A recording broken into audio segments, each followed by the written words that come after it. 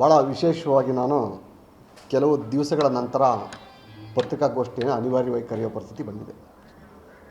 ಭಾಳ ಪ್ರಮುಖವಾಗಿ ನಾನು ಒಂದು ರಾಷ್ಟ್ರೀಯ ಪಕ್ಷವಾದಂಥ ಭಾರತೀಯ ಜನತಾ ಪಕ್ಷದ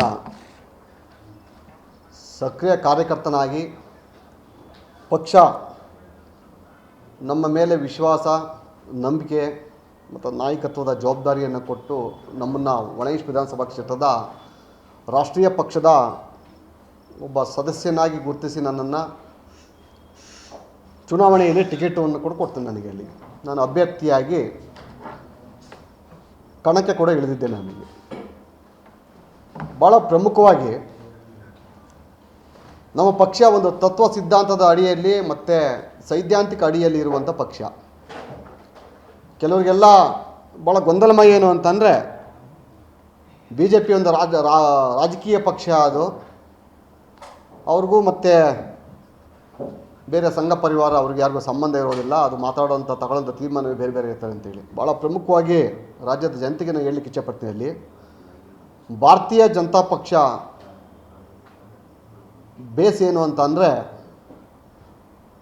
ನಮ್ಮ ಸಂಘ ಪರಿವಾರದ ಜನಸಂಘದಿಂದ ಬಂದಂಥ ಒಂದು ಕೂಸು ನಮ್ಮದು ಭಾರತೀಯ ಜನತಾ ಪಕ್ಷ.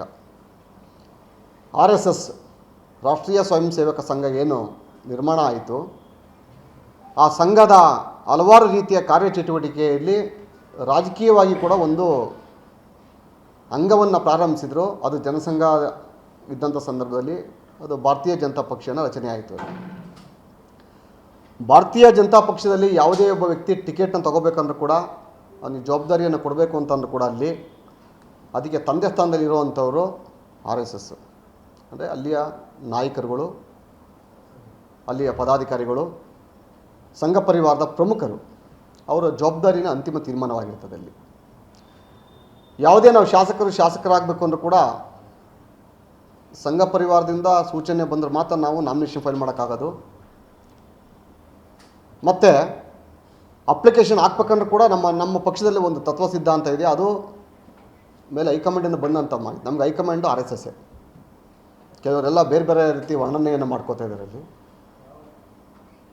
ನಾವು ವಿಧಾನ ಪರಿಷತ್ ಚುನಾವಣೆಯಲ್ಲೂ ಕೂಡ ಯಾರ್ಯಾರಿಗೆ ಕ್ಯಾಂಡಿಡೇಟ್ ಹಾಕಬೇಕು ಅಂತಂದ್ರೆ ಕೂಡ ಅಲ್ಲಿ ನಮ್ಮ ಹೈಕಮಾಂಡು, ಪಕ್ಷದ ಹೈಕಮಾಂಡು ಮತ್ತು RSS ಪ್ರಮುಖರು ಕುಂತು ಸಮಾಲೋಚನೆ ನಡೆಸಿ ಯಾರಿಗೆ ಯೋಗ್ಯತೆ ಇದೆ, ಯಾರನ್ನು ಹಾಕಬೇಕು ಅಂತ ತೀರ್ಮಾನ ಮಾಡ್ತಾರೆ. ಅಲ್ಲಿ ಅದು ಪಕ್ಷದ ಚೌಕಟ್ಟು ಮತ್ತು RSS ಚೌಕಟ್ಟಲ್ಲಿರುವಂಥ ಒಂದು ವಿಚಾರಗಳಿವೆ.